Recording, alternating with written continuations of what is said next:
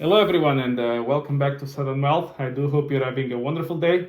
If you do enjoy the content, please consider dropping that like and subscribe. It greatly helps the channel, so thank you very much. So today I would like to discuss something around meme stocks, short squeezes, all of these matters. Now the question I would like to go back to basics, if you will, on some of these names. So as I predicted, I mentioned once AMC's reversed stock split goes through and the merge with Ape is happen and the dilution happens, some YouTubers will start shifting attention to other things. Crypto, the real Moasses are actually other companies, etc. And what do you see typically? You see the same formula every single time. So you should ask yourselves, why do these Reddit people, people on Twitter or X, or YouTubers only talk about garbage stocks? Why? Is it forbidden to talk about good stocks? Good, profitable, growing, cash flow generative businesses? Is this something that you cannot talk about? No. What is the idea? You have certain stocks that are down 99%, 99.5%, some of them outright bankrupt, but still not delisted. Out there, you have many of those.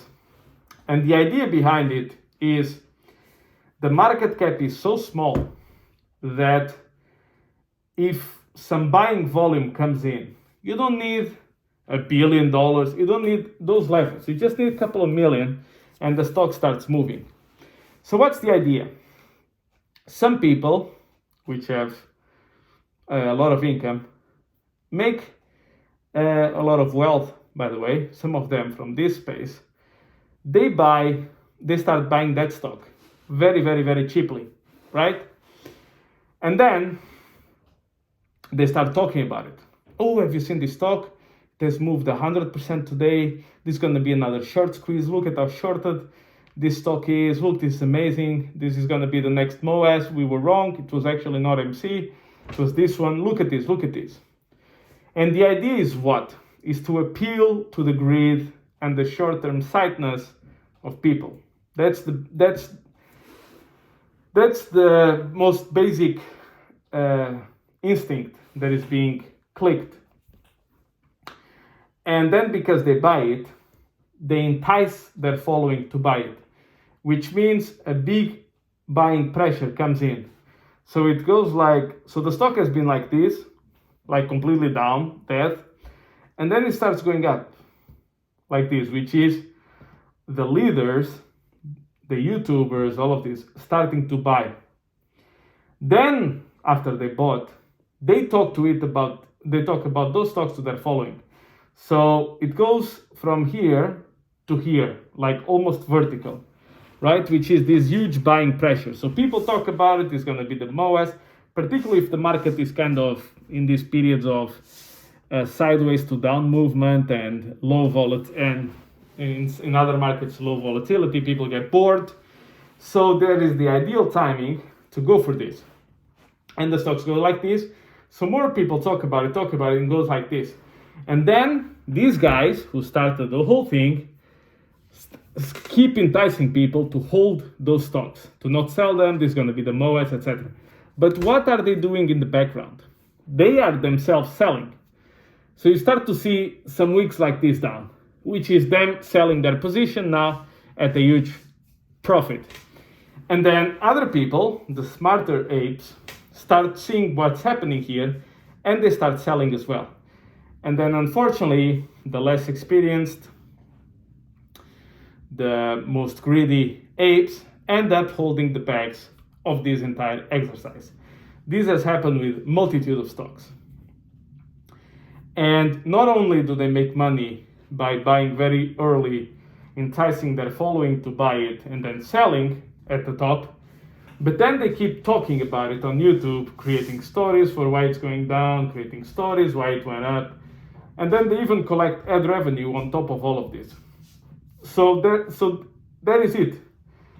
Because these people, they actually cannot make a good portfolio that can outperform the market.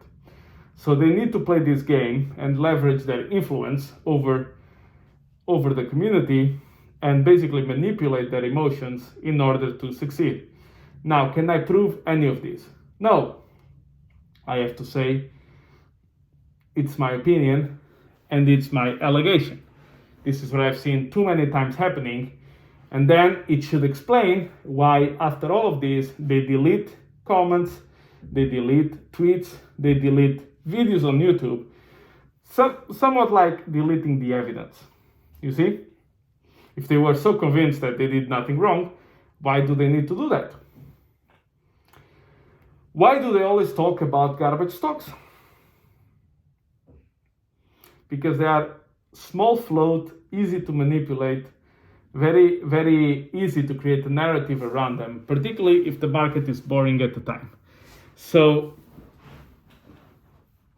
to be very clear, this is the dark side of finance and YouTube finance in particular. And this happens over and over again, and the people who get hurt are always the same. Now that I've outlined this pattern so obviously, hopefully some of you will say, oh my God, yeah, it's actually right, I've seen this before. So now you know how this game is played, and you should know who you should be careful to whom you're listening. Yeah? So you also shouldn't listen to me. You should make your own decisions, but at least be aware of all the information so you can make up your mind. So thank you very much, guys, and I'll catch you in the next one.